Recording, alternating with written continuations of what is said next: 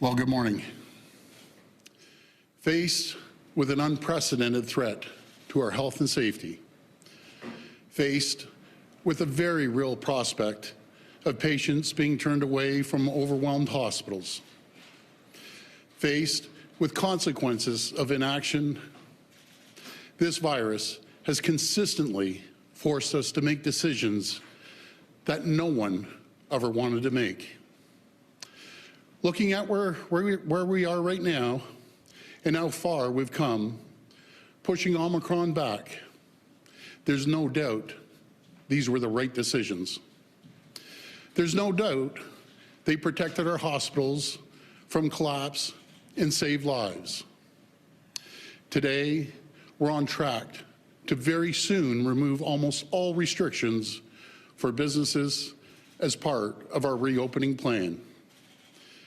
And we heard from Dr. Moore last week and again yesterday that he is now working on a plan that will allow us to remove the vaccine passport system. My friends, this is great news and a sign of just how far we've come together in this fight. But this progress doesn't change what we've been through, because the truth is, this virus forced us to make unthinkable sacrifices. And I know that this has been extremely, extremely difficult. Watching businesses close, livelihoods lost, freedoms restricted. None of this has been easy. People are frustrated, they're scared, they're angry. And I know these frustrations have reached a boiling point for many Canadians. The result is what we're now seeing in various cities across our province and our country. My friends, one of the great things about living in Canada is our right to free speech, the right to choose our government by voting for leaders that best represent us, the right to peacefully protest when we disagree with what our government is doing.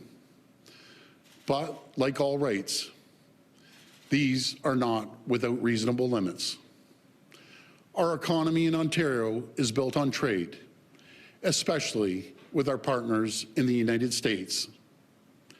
The Ambassador Bridge in Windsor alone sees more than $700 million of two-way trade every single day.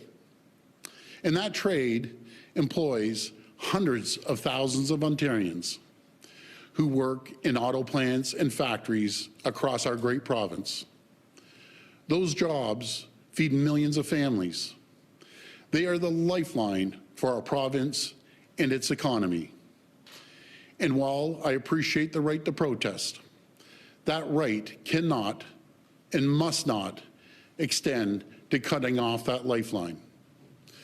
We're now 2 weeks into the siege of the city of Ottawa. I call it a siege because that's what it is. It's an illegal occupation. This is no longer a protest. With a protest, you peacefully make your point and you go back home. And I know that the vast majority of the people did that. They came, they peacefully demonstrated, they made their point, and they left. And I want to say to those people, you've been heard loud and clear. Canada has heard you. My message to those still in Ottawa, to those at our border crossings, please go home. To those of you who have brought your children, please take them home. I urge you, it's time to leave.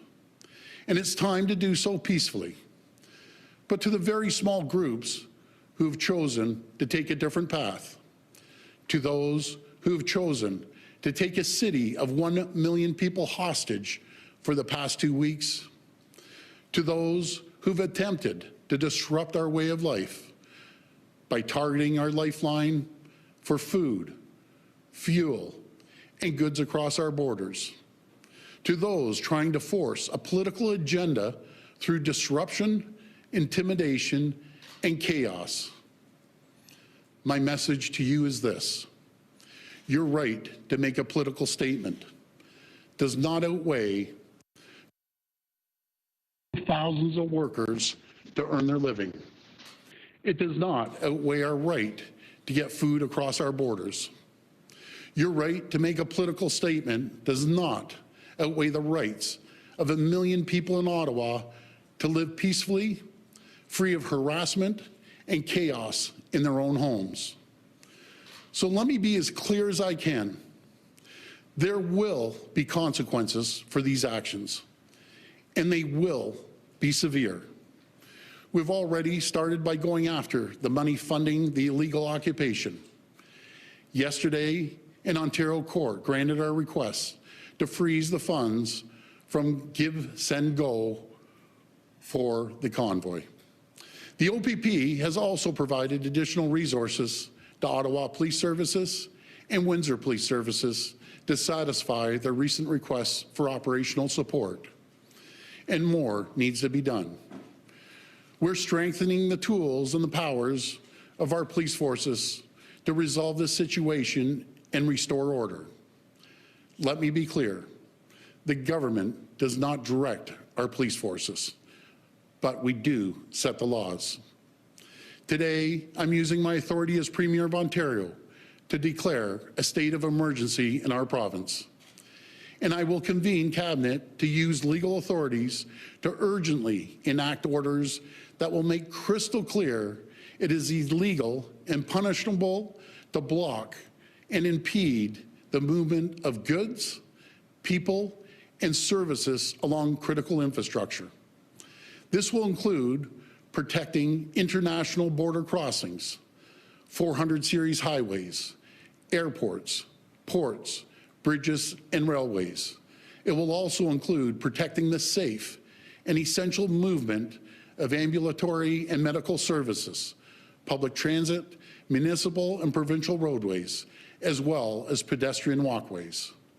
Fines for noncompliance will be severe, with a maximum penalty of $100,000 and up to a year imprisonment. We will also provide additional authority to consider taking away the personal and commercial licenses of anyone who doesn't comply with these orders. This will not impede the rights of Ontarians to peacefully protest. It will provide additional tools to help stop the illegal occupation of Ottawa and the Ambassador Bridge in Windsor. While these emergency orders will be temporary, we have every intention to bring new legislation forward that will make these measures permanent in law.